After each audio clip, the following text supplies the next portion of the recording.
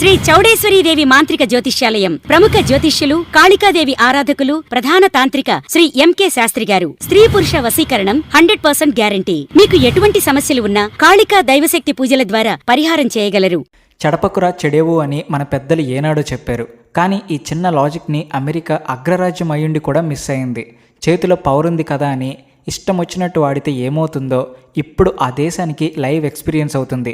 అసలు అమెరికాకి తెలియని విషయం ఏమిటి అంటే, వాళ్ళు బెదిరిస్తే భయపడిపోవడానికి ఇది పాత భారతదేశం కాదు. వాళ్ళు అక్కడ బెదిరింపుల పర్వం మొదలు పెట్టారో లేదో ఇక్కడ భారత్ సైలెంట్గా తన పని తాను కానిచ్చేసింది. అమెరికా బాండ్ల విలువను దారుణంగా తగ్గించేసింది. ఇక్కడ అసలైన ట్విస్ట్ ఏంటంటే, భారత్ ఎప్పుడైతే అమెరికా బాండ్లను వదిలించుకోవడం స్టార్ట్ చేసిందో ప్రపంచంలోని మిగతా దేశాలు కూడా అరే భారత్ చేసిందంటే అందులో ఏదో పెద్ద పాయింట్ ఉండే ఉంటుంది, మనం కూడా అలర్ట్ అవ్వాలి అని అవి కూడా అమెరికా బాండ్లను అమ్మడం మొదలుపెట్టాయి. అంటే ఫ్యూచర్లో అమెరికా పవర్ వాళ్ళ ఎకానమీ గట్టి దెబ్బ తినబోతున్నాయి. ఈ దెబ్బను మొదలుపెట్టింది ఎవరో కాదు, మన భారత్. పాపం అమెరికా వాళ్ళు అత్త మీద కోపం దుత్త మీద చూపించినట్టు భారత్ మీద ప్రతాపం చూపిద్దామనుకున్నారు. కానీ చివరికి ఆ దొత్త వాళ్ళ నెత్తి మీదే పగిలింది. ఇప్పుడు లేటెస్ట్ న్యూస్ ఏంటంటే, అమెరికా బాండ్లలో మన భారత్ వాటా $200 బిలియన్ కంటే కిందకు పడిపోయింది. ఈ వార్త బయటకు రాగానే గ్లోబల్ మార్కెట్లన్నీ ఒక్కసారిగా షేక్ అయిపోయాయి. స్టాక్ మార్కెట్ నుండి ఫారిన్ కరెన్సీ ఎక్స్చేంజ్ వరకు, చివరికి బంగారం రేట్ల వరకు అన్నీ అల్లకల్లోలంగా మారాయి. గత 10 ఏళ్లలో ఎప్పుడూ లేని విధంగా హిస్టరీ బ్రేక్ అవ్వబోతుంది. అసలు ఏం జరుగుతుందో, దీని వెనుక ఉన్న మాస్టర్ మైండ్ గేమ్ ఏంటో ఈరోజు క్లియర్గా డీటెయిల్డ్గా తెలుసుకుందాం. మా రీసెర్చ్ కంటెంట్ మీకు నచ్చితే వీడియోని లైక్ చేసి ఛానల్ని సబ్స్క్రైబ్ చేసుకోండి. మీరిచ్చే ఆ చిన్న లైక్ మాకు ఎంతో బూస్ట్ ఇస్తుంది. ఇలాంటి ఇంట్రెస్టింగ్ విషయాలు మీ ముందుకు తేవడానికి హెల్ప్ అవుతుంది. కామెంట్ సెక్షన్లో జై హింద్ అని రాయడం మర్చిపోకండి. మీరు గమనిస్తే ఇప్పుడు అమెరికా ప్రెసిడెంట్ ట్రంప్ మామ ప్రపంచం మొత్తాన్ని తన గుప్పెట్లో పెట్టుకుని భయపెట్టాలని చూస్తున్నారు. ఆయన బిహేవియర్ ఎలా ఉందంటే, నేను చెప్పిందే వేదం, నేను గీసిందే గీత అన్నట్టుంది. ఇప్పటికే వెనిజులా లాంటి దేశాలను పూర్తిగా తన కంట్రోల్లోకి తెచ్చుకున్నారు. ఇక ఇప్పుడు భారత్ వైపు చూస్తూ, మీరు గనక మా మాట వినకపోతే మీ మీద 100 కాదు ఏకంగా 500% టారిఫ్స్ వేస్తామని ఓపెన్గా స్టేట్మెంట్స్ ఇస్తున్నారు. ఒక పక్క అమెరికాతో ఈ ట్రేడ్ వార్ గొడవలు జరుగుతుంటే, మరో పక్క భారత్ మాత్రం తన ఎకానమీని స్ట్రాంగ్ చేసుకోవడానికి గట్టి డెసిషన్స్ తీసుకుంటుంది. మనం ఎవరిని గెలకకూడదు, మనల్ని గెలికితే మాత్రం వదలకూడదు అనే రేంజ్లో మన స్ట్రాటజీ ఉంది. అందుకే సైలెంట్గా లాస్ట్ ఇయర్ మన వాళ్ళు అమెరికా ఖజానాలో అంటే యుఎస్ ట్రెజరీ బాండ్స్ పెట్టిన పెట్టుబడిని భారీగా తగ్గించేశారు. దీన్ని బట్టి ఒకటి క్లియర్గా అర్థమవుతుంది, ప్రపంచంలో జరుగుతున్న జియోపొలిటికల్ ఇష్యూస్, వార్స్ చూస్తుంటే మన కష్టార్జితాన్ని డాలర్ల రూపంలో అది అమెరికా చేతిలో ఉంచడం అస్సలు సేఫ్ కాదు అని భారత్ ఫిక్స్ అయింది. అందుకే చాలా వ్యూహాత్మకంగా తన ఫారిన్ రిజర్వ్స్ని మారుస్తుంది. అన్ని గుడ్లు ఒకే బుట్టలో పెట్టకూడదు అంటారు కదా, ఆ సామెతను మన వాళ్ళు ఇప్పుడు సీరియస్గా ఫాలో అవుతున్నారు. అందుకే ఒకే చోట ఇన్వెస్ట్ చేయకుండా రిస్క్ని డైవర్సిఫై చేస్తున్నారు. అందులో మన వాళ్ళు ఫస్ట్ చాయిస్, అల్టిమేట్ చాయిస్ బంగారం. అవును, మన వాళ్ళు ఇప్పుడు గోల్డ్ కొనుగోళ్లను విపరీతంగా పెంచేశారు. పేపర్ కరెన్సీ ఎప్పుడైనా చిత్తు కాగితం అవ్వచ్చు, కానీ బంగారం ఎప్పటికీ బంగారమే కదా. అసలు భారత్ వాటా ఎంత తగ్గింది, ఎందులో తగ్గింది అనే డౌట్ మీకు రావచ్చు. సింపుల్గా చెప్పాలంటే దాదాపు 21% తగ్గింది. ఇది ఎందులో అంటే యుఎస్ ట్రెజరీలో. అసలు ఈ యుఎస్ ట్రెజరీ అంటే ఏంటో సింపుల్ లాంగ్వేజ్లో చెప్పుకుందాం. మన దగ్గర ఫైనాన్స్ మినిస్ట్రీ ఎలాగో అక్కడ వాళ్లకు ట్రెజరీ డిపార్ట్మెంట్ అలాగనమాట. డాలర్లు ప్రింట్ చేయడం, ట్యాక్స్లు కలెక్ట్ చేయడం, లోన్స్ ఇవ్వడం అన్నీ వీళ్ళ పనే. బ్లూంబర్గ్ రిపోర్ట్ ప్రకారం అక్టోబర్ 2024 నుండి అక్టోబర్ 2025 మధ్యలో అమెరికా ట్రెజరీ బాండ్లలో భారత్ వాటా ఏకంగా 21% పడిపోయింది. అంటే నెంబర్లలో చెప్పాలంటే $241.4 బిలియన్ నుండి $190.7 బిలియన్ పడిపోయింది. గత 4 ఏళ్లలో భారత్ ఇలా తన ఇన్వెస్ట్మెంట్ని వెనక్కి తీసుకోవడం ఇదే ఫస్ట్ టైం. ఇంతకుముందు ఎప్పుడు ఇలా జరగలేదు. ఇక్కడ ఆశ్చర్యకరమైన విషయం ఏమిటి అంటే, అమెరికా బాండ్ల మీద రిటర్న్ బాగానే వస్తుంది. దాదాపు 4% నుండి 5% వరకు ఈల్డ్ వస్తున్నా సరే మన వాళ్ళు మాత్రం మాకొద్దు బాబోయ్, మీ బాండ్లు మా డబ్బు మాకిచ్చేయండి అని వెనక్కి వచ్చేస్తున్నారు. సాధారణంగా అంత వడ్డీ వస్తుంటే ఇన్వెస్టర్లు ఎగబడి కొంటారు. ఎందుకంటే అమెరికా బాండ్లను ప్రపంచంలోనే సేఫెస్ట్ ఇన్వెస్ట్మెంట్ అని పిలుస్తారు. కానీ భారత్ మాత్రం రివర్స్ గేర్ వేసింది. దీని వెనుక మన వాళ్ళ మాస్టర్ ప్లాన్ ఏంటి? కేవలం ప్రాఫిట్ చూసుకుంటే సరిపోదు, సెక్యూరిటీ కూడా ముఖ్యమని మన వాళ్ళు ఆలోచిస్తున్నారు. అందుకే ఎకానమిస్టులు ఏమంటున్నారంటే భారత్ తన గేమ్ ప్లాన్ మార్చింది. కేవలం డాలర్లని నమ్ముకోకుండా బంగారం మీద, వేరే దేశాల కరెన్సీల మీద ఫోకస్ పెట్టింది. దీనికి ఇంకో స్ట్రాంగ్ రీజన్ ఏంటంటే డాలర్ మీద నమ్మకం పోవడమే.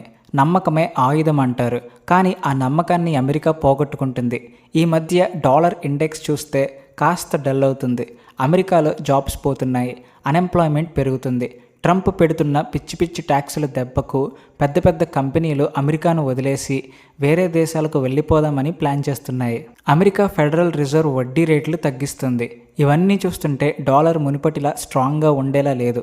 పైగా చైనా అమెరికా గొడవలు, ఇవన్నీ చూస్తుంటే డాలర్ మీద డిపెండ్ అవ్వడం కంటే కత్తి మీద సాము చేసినట్టే అని చాలా దేశాలకు క్లారిటీ వచ్చేసింది. అమెరికా ఎప్పుడు ఏ ట్యాక్స్ వేస్తుందో, ఎవరి మీద ఆంక్షలు విధిస్తుందో తెలియని పరిస్థితి. రష్యా యుక్రెయిన్ వార్ టైంలో మనం చూసాం కదా, రష్యా డబ్బుల్ని అమెరికా ఎలా ఫ్రీజ్ చేసిందో. అది చూశాక మిగతా దేశాలకి వెన్నులో వణుకు పుట్టింది. రేపు మనకి కూడా ఇలాంటి పరిస్థితే వస్తే ఏంటి అని ప్రతి దేశం ఆలోచించడం మొదలుపెట్టింది. అందుకే భారత్ ముందే జాగ్రత్త పడింది. దీపం ఉండగానే ఇల్లు చక్కబెట్టుకోవాలి అన్నట్టు పరిస్థితి చెయ్యదాటక ముందే మన డబ్బుని మనం సేఫ్ ప్లేస్కి మార్చుకుంటున్నాం.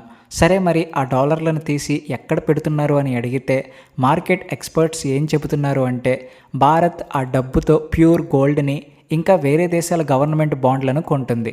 స్టాట్స్ చూస్తే మైండ్ బ్లాక్ అవుతుంది. అక్టోబర్ 2024లో మన దగ్గర 2041 బిలియన్ల అమెరికా బాండ్లు ఉంటే 2025 కల్లా అది 190 బిలియన్లకు పడిపోయింది. అంటే 21% మైనస్ అన్నమాట. అదే టైంలో మన దగ్గర ఉన్న గోల్డ్ రిజర్వ్స్ మాత్రం రాకెట్ స్పీడ్తో పెరిగాయి. ఈ ఒక్క ఏడాదిలోనే మన బంగారం నిల్వలు ఏకంగా 880 మెట్రిక్ టన్నులకు చేరాయి. ఒకప్పుడు తన మొత్తం ఫారిన్ రిజర్వ్స్లో బంగారం వాటా కేవలం 9% మాత్రమే ఉండేది. కానీ ఇప్పుడు అది దాదాపు 14%కి చేరింది. అంటే మనం పేపర్ కరెన్సీని తగ్గించుకుని ఫిజికల్ అసెట్ అయిన గోల్డ్ని పెంచుకుంటున్నాం. మన ఫారిన్ ఎక్స్చేంజ్ రిజర్వ్స్ ఇప్పుడు $686 బిలియన్ దగ్గర ఉన్నాయి. 2024లో అయితే 700 బిలియన్లు దాటేసి ఒక బెంచ్ మార్క్ క్రియేట్ చేశాం. మళ్ళీ ఆ రికార్డు ఎప్పుడు బ్రేక్ చేస్తామో చూడాలి. అయితే భారత్ కేవలం బంగారం కొనడమే కాదు, ఇంకో సాహసం కూడా చేసింది. ఇది మామూలు విషయం కాదు బాసు. సాధారణంగా దేశాలు తమ బంగారాన్ని సేఫ్టీ కోసం వేరే దేశాల్లో, ముఖ్యంగా లండన్ బ్యాంక్ వాల్ట్స్లో దాచుకుంటాయి. బ్రిటిష్ కాలం నుండి మన గోల్డ్ చాలా వరకు అక్కడే ఉంది. కానీ పోయిన ఏడాది రిజర్వ్ బ్యాంక్ ఆఫ్ ఇండియా ఒక సంచలనం సృష్టించింది. బ్రిటన్ బ్యాంకుల నుండి మన బంగారాన్ని మన దేశానికి తెచ్చేసుకుంది. అది కూడా సైలెంట్గా, పక్కా ప్లానింగ్తో. 2025లో దాదాపు 64 టన్నుల బంగారాన్ని స్పెషల్ ఫ్లైట్లో ఇండియాకి షిఫ్ట్ చేశారు.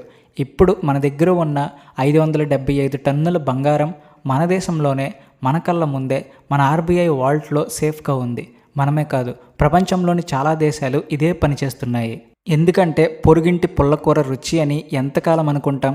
మన సొమ్ము మన దగ్గర ఉంటేనే ఆ కిక్ వేరు, ఆ సేఫ్టీ వేరు. దీనంతటికీ ప్రధాన కారణం డాలర్ ట్రాప్. డాలర్ మీద మరీ ఎక్కువగా ఆధారపడితే అది ఒక రకంగా మోడర్న్ డే స్లేవరీ లాంటిదే. ప్రపంచ వాణిజ్యం మొత్తం డాలర్ చుట్టూ తిరగడం వల్ల అమెరికాకి ఒక అడ్వాంటేజ్ వచ్చింది. వాళ్ళు ఎప్పుడు కావాలంటే అప్పుడు నోట్లు ప్రింట్ చేస్తారు. వాళ్ళ ఇన్ఫ్లేషన్ని ప్రపంచం మీద రుద్దుతారు. రేపొద్దున అమెరికా కోపం వచ్చి డాలర్ విలువతో ఆడుకుంటే మన కరెన్సీలు కుప్పకూలిపోతాయి.